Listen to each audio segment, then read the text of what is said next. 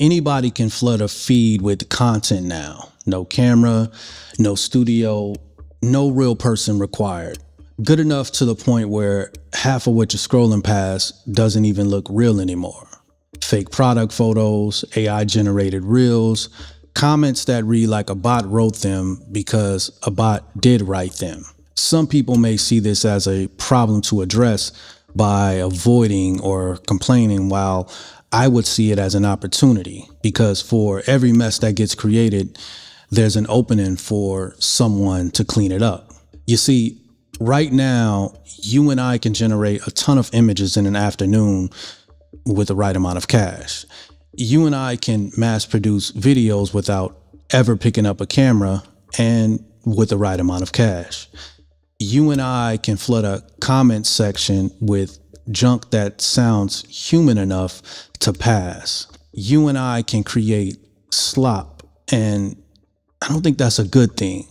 The realness is getting buried under it. Real photographers, real reviews, real creators, drowned out by trash that was never meant to be in the first place, which creates a need, mechanisms to fight back.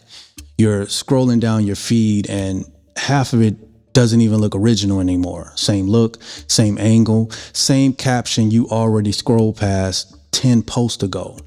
It's all starting to look like a copy of a copy of a copy of a. Then one post gets flagged, pulled by a system somebody built.